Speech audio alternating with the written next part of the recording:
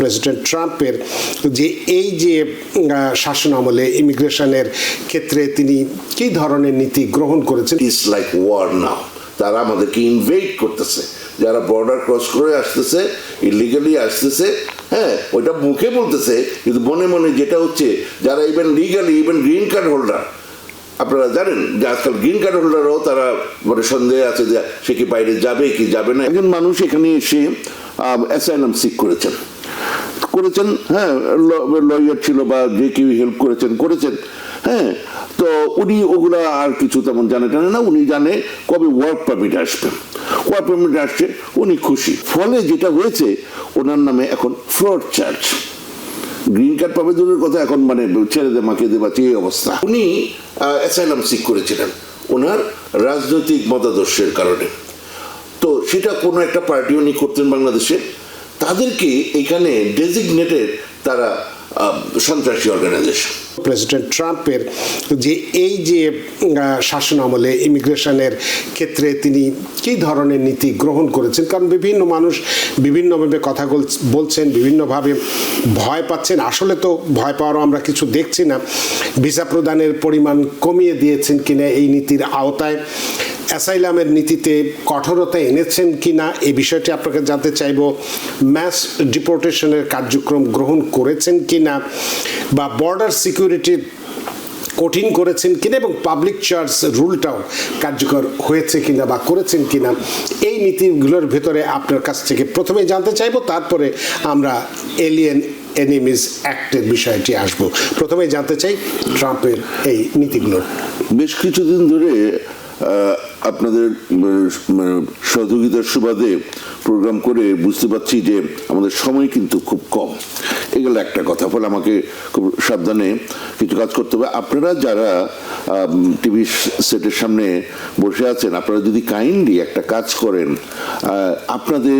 আমাদের সবার সুবিধা হবে, কারণ তাহলে আমাদের একটা বড় ইনফরমেশন আপনারা পেয়ে যাবেন।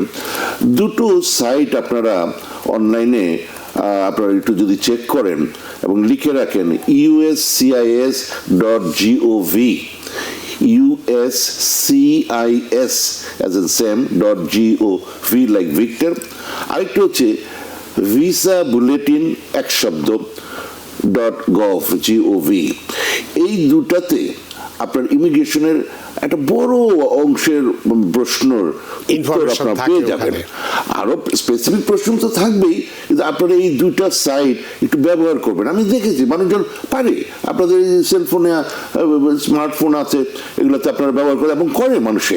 আপনারা অন্যরাও যারা করেন না একটু যদি করেন, দেখবেন অনেক প্রশ্নের উত্তর পেয়ে যাবেন। এবং এটা যে শুধু এখানে বসে তা না, যেটা আপনারা জানেন, এটা নাহলে একটা হাস্যকর কথা হবে যে আপনারা বাংলাদেশে বসেও এটা দেখতে পারেন। সুতরাং এই জিনিসটা একটু খেয়াল রাখবেন। মানে পৃথিবীর যে প্রান্তেই থাকুক, টেকনোলজির বদৌলতে সব জায়গা থেকে সবকিছু দেখা যাচ্ছে। আচ্ছা, আরেকটা কথা হচ্ছে এই যে অনেক সিনেমা হয় যে সত্য ঘটনা অবলম্বনে, তেমনি আমরা এই প্রোগ্রাম করার জন্য আমি কিছু সত্য ঘটনা অবলম্বনে কিছু এই কথা বলি।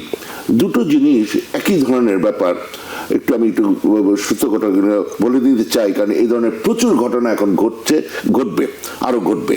সেটা হচ্ছে একজন মানুষ এখানে এসে অ্যাসাইলাম সিক করেছেন, হ্যাঁ লয়ার ছিল বা যে কেউ হেল্প করেছেন, হ্যাঁ তো উনি ওগুলা আর কিছু তেমন জানে না, উনি জানে কবে ওয়ার্ক পারমিট আসবে, ওয়ার্ক পারমিট আসছে উনি খুশি। এর মধ্যে হ্যাঁ উনি একটি মেয়ের সাথে ওনার সুন্দর সম্পর্ক হলো, সেখান থেকে প্রেম ভালোবাসা, হ্যাঁ নাকি আগে ভালোবাসা তারপরে প্রেম, কিছু একটা আছে আর কি, হ্যাঁ তারপরে তারা বিয়েও করে ফেললো, খুবই ভালো কথা। এবং মেয়েটি আবার নাগরিক এই দেশে, তো হলো বিয়ে করলো, আবার তাদের একটা ফুটফুটে বাচ্চাও হলো, হ্যাঁ তো ফলে everything was going on fine. তো মেয়েটি তার জন্য আবেদনও করলেন এবং একসময় ইন্টারভিউ ডেট আসলো, ফলে it was going on, everything was beautiful. আচ্ছা গেলেন, ওমা ওই বউ বাচ্চা নিয়ে কোনো কথাবার্তা নাই, উনি যে ওই যে অ্যাসাইলাম ফাইল করেছিলেন ওইগুলা নিয়ে কথাবার্তা শুরু হলো। আর ওই ভদ্রলোক তো ওইখানে ওই অ্যাপ্লিকেশনে কি আছে কিছুই জানে না। ওই যে লয়ার সাহেব কি ম্যাডাম কি অন্য যারা মুরব্বী মানুষরা বা জ্ঞানী মানুষরা যে হেল্প করে, ওনারা কি লিখে দিয়েছে ওটার উনি কিছু জানে নাই, জানার চেষ্টাও করছে কিনা আমি জানি না, ওনার কাছে কোনো কপিও নাই। মোট কথা হচ্ছে যে উনি জাস্ট সেফ ব্ল্যাঙ্ক, উনি কিছু জানেন না। আচ্ছা, তো ফলে যেটা হয়েছে ওনার নামে এখন ফ্রড চার্জ। গ্রিন কার্ড পাবে দূরের কথা, এখন মানে ছেড়ে দে মাকে দে বাঁচিয়ে এই অবস্থা। তো গেল এই একটা। আরেকজন আবার স্মার্ট, উনি আবার জানেন যে কি আছে, কিন্তু জানা সত্ত্বেও ওনার নামে 11 পৃষ্ঠার এক ডিনায়াল লেটার আসে। 1 পৃষ্ঠা 2 পৃষ্ঠা 11, এটা হাস্যকর ব্যাপার না, আমি হাসতেছি, কিন্তু যার উপর দিয়ে আপনি তো আগেই বলেছেন যে বাস্তব ঘটনা আপনি বলছেন, এটা তো কিন্তু আমি তো ওই ভদ্রলোকের তো অবস্থাটা খারাপ, মানে আমি ওনার প্রতি মানে মানে লজ্জিত যে আমি হাসতেছি। তো যেটা হয়েছে, হ্যাঁ, তো এখন কথাটা হচ্ছে উনি জানে, কিন্তু তারপর ওনার 11 পৃষ্ঠা ডিনায়াল আসে। কি ব্যাপার, এটা নিয়ে আমি একটা মিনিট কথা বলতে চাই। সেটা হচ্ছে উনি অ্যাসাইলাম সিক করেছিলেন ওনার রাজনৈতিক মতাদর্শের কারণে। তো সেটা কোনো একটা পার্টি উনি করতেন বাংলাদেশে, তাদেরকে এখানে ডেজিগনেটেড তারা সন্ত্রাসী অর্গানাইজেশন। তো এখন ওইটার নাম দিয়া 11 পৃষ্ঠার তারা এক বক্তৃতা প্যাটার্ন দিচ্ছে, মানে ওইটার যে উনি যে গুড মোরাল ক্যারেক্টার নাই, উনি টেরোরিস্ট অর্গানাইজেশনকে সহায়তা করে, এই নাম দিয়ে ওনার গ্রিন কার্ড হয় নাই, মানে নেগেটিভ হয়ে গেছে। ওটারে আমি কি করবো সেটা আমি দেখবো।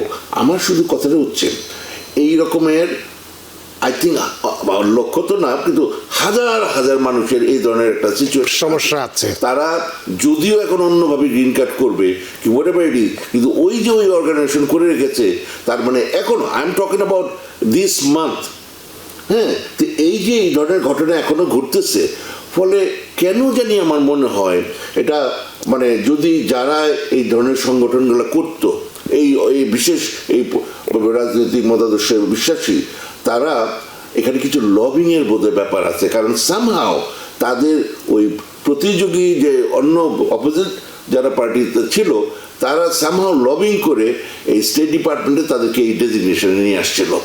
ওইটাকে উঠানোর জন্য আমার মনে হয় একটা বড় ধরনের প্রচেষ্টা, যদি তারা এটা চান, মনে করেন যে এটা দরকার আছে, হ্যাঁ, এটা এবং এটা দলগতভাবে এটা একটা চেষ্টার একটা ব্যাপার আছে কিনা এটা ভেবে দেখা উচিত। গেল, তো এই হচ্ছে ব্যাপার। আরেকটা কথা বলিনি, আপনারা দেখলেন সঞ্চালক মহোদয় আপনাদের প্রিয় অ্যাটর্নি ইত্যাদি জাতীয় কথা বলছে, এটা আমার একটা বলতেই হবে। আপনারা জানেন আমি মাঝে মাঝে বলি এই ধরনের এই যে TVN 24 এই টেলিভিশন এই ধরনের ওনাদের কারণে আমাদের মতো বহু প্রফেশনাল আজকের পর্যায়ে আমরা উঠে এসেছি। কিন্তু আপনারা যেটা জানেন না সেটা হচ্ছে এই অনুষ্ঠান শুরুর আগে সাধারণত আপনারা বোধহয় জানেন কি না, আমার ক্ষেত্রে হয় না, হ্যাঁ, অনেকে একটু লিপস্টিক না দিলেও ফেস পাউডার দিয়ে একটু সুন্দর টুন্দর করে গেল, কিন্তু আমাকে সঞ্চালক মহোদয় অন্য একটা কাজ করেন, আমার ব্যবহার ঠিক করেন। আমি এই জন্য ওনার প্রতি কৃতজ্ঞ। আমাকে নাকি আর একটু মাইল্ড হইতে হবে, কি মানে মোট কথা হলো উনি আমাকে ঘরের কথা সবাইকে বলে দিচ্ছে। না, এটা আমি কৃতজ্ঞ ওনার কাছে। এটা বলে আমরা এখন চলে যাই এলিয়েন এনিমিজ অ্যাক্ট। তার আগে একটু ইমিগ্রেশন নীতিটা যদি একটু বলতেন, যেটা আমরা বললাম যে যে প্রশ্নগুলো আপনাকে আমি করেছিলাম যে আমি এটাতে যাচ্ছি, এই কথাটা ধরে আমি যেটা বলতে চাই, আইন কোনো বদলায় নেই। যেমন এই কথাটা কেন আনলাম, এই আইনটাও এই ভদ্রলোক করে নাই। 1798 সালে থেকে এই আইনটা আছে, কিন্তু এই আইনটা মাত্র 3 বার, ট্রাম্প সাহেবের আগে মাত্র 3 বার এটা প্রয়োগ করা হয়েছে। 1812 সালে যখন ফ্রান্সের সাথে ইংল্যান্ডের সাথে যুদ্ধের ব্যাপার আছে, আর ওই 1798 সালে ফ্রান্সের সাথে ওই যুদ্ধে জড়িয়ে যাবে ওই সময় চিন্তা করে ওই আইনটা করা হয়েছে। মানে যুদ্ধ অপরাধী হিসেবে যারা ছিল তাদের ক্ষেত্রে এটা প্রযোজ্য হয়েছিল, অপরাধী বা যারা এখানে স্টেরিওটাইপ করে, দ্বিতীয় বিশ্বযুদ্ধ আর প্রথম বিশ্বযুদ্ধের সময় এটা কাজে লাগানো হয়েছিল, এবং তখন জাপানিজ ইন্টার্ন বা অন্যান্য বিভিন্ন দেশের লোকজনকে ইনকারসারেটেড করে রাখা হয়েছিল। আচ্ছা, তো ফলে ওই আইনের আন্ডারে তারা ইচ্ছা করলে যে তারা ডিউ প্রসেস কম করেও তাদেরকে ডিপোর্ট করে দিতে পারে, এই ধরনের একটা অবস্থা যদি ওয়ার টাইম হয়। তো সেই জিনিসটাই তারা এখন একটা বলতে চাচ্ছে যে ইটস লাইক ওয়ার নাও। তারা আমাদেরকে ইনভেড করতেছে, যারা বর্ডার ক্রস করে আসতেছে, ইলিগালি আসতেছে, হ্যাঁ, ওইটা মুখে বলতেছে, কিন্তু মনে মনে যেটা হচ্ছে, যারা even legally even green card holder, আপনারা জানেন যে আজকাল গ্রিন কার্ড হোল্ডারও তারা মানে সন্দেহ আছে যে সে কি বাইরে যাবে কি যাবে না ইত্যাদি ব্যাপারে। তো এইটা যদিও বলতেছি লিগালি যারা আসছে তারা, কিন্তু বাকি সবাই যে ইমিগ্রেন্ট গ্রুপ, হ্যাঁ, যে আমরা আছি, আমরা তাদেরকে মানে এখানে ইনভেট করতেছি, এবং এটা একটা ওয়ার টার্ম সিচুয়েশন, যদিও এটা কোনো ওয়ার টার্ম না, কিন্তু এভাবে করে ওই এনিমিজ অ্যাক্টের আন্ডারে, এবং ওইটা করা হয়েছিল এই ব্যাকগ্রাউন্ডে।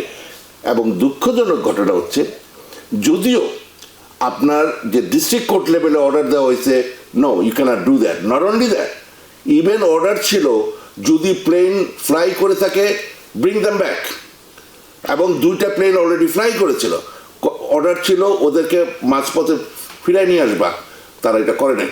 তারপরে এটা গেছে আপিলস কোর্টে, ফেডারেল আপিলস কোর্টে, সেখানে বলছে নাজি ক্রিমিনালদেরও এত খারাপ ব্যবহার করা হয় তাদের প্রতি, যেটা তোমরা এখন করতেছো। কিন্তু যখন এটা সুপ্রিম কোর্টে গেল 5-4 ইসে গিয়ে, হ্যাঁ, এটা রায় দিয়ে দিল যে ট্রাম্প এটা করতে পারে।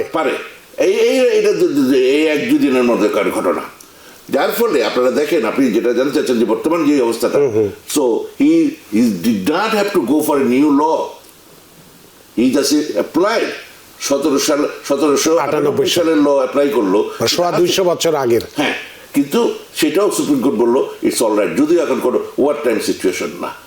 যদিও তারা বলেছে যে যাদেরকে বের করা হবে তাদের রাইট আছে ডিপোর্টেশনের ডিউ প্রসেস পাওয়া, এটা বলতেছে, কিন্তু এই যে পাঠিয়ে দিল, ইভেন তারা স্বীকার করেছে ভুলবশত একজন লোককে পাঠাইছে, এটা তো একজন দ্বারা পড়ছে, আর কত লোক পাঠিয়ে দিচ্ছে কে জানে, মানে যা ভুলবশত, কারণ যেই জায়গায় পাঠাইছে এবং যেই লোককে পাঠাইছে এটা আন্ডার মানে জাতিসংঘের যেই কনভেনশন এগেইনস্ট টর্চার ইসের আন্ডারে, তার ওখানে মানে তাকে পাঠানো যাবে না, এটার বার্ডেন অফ প্রুফ অনেক হাই, সেইভাবে করে সে দিতেছিল, তারপরেও তাকে পাঠিয়ে দিচ্ছে এবং তাকে এখন আনবে না, যদিও আনতে পারে ইচ্ছা করলে, বিকজ যেখানে পাঠিয়েছে এগুলা তাদের অলমোস্ট পেইড স্টাফ আর কি, যে জিনিসপত্র। তো এই হচ্ছে একটা সাইড। আর ওই কি যেটা বলে যে আরেকটা জিনিস যেটা করতেছে, যে যদিও নিয়ম আছে আপনার ডিপোর্টেশন অর্ডার যাদের আছে তাদেরকে পাঠিয়ে দিবে, ইটস নর্মাল, কিন্তু যদি আপনি গ্যাং মেম্বার হন বা এই ধরনের অপরাধী গ্রুপ যদি অ্যাকিউজড হন বা কনভিক্টেড হন, যদিও আপনি তারপরে ডিপোর্টেশন প্রসিডিংসে আপনি পাওয়ার কথা, আপনার ডিউ প্রসেসটা পাওয়ার কথা, কিন্তু ওটা ছাড়াই তারা এখন বের করে দিচ্ছে লোকজন। তো এই অবস্থাটা হচ্ছে বর্তমান অবস্থাটা। নিউ ইয়র্ক থেকে সম্প্রচারিত TVN 24 টেলিভিশন, বিশ্বজুড়ে বাঙালির কণ্ঠস্বর।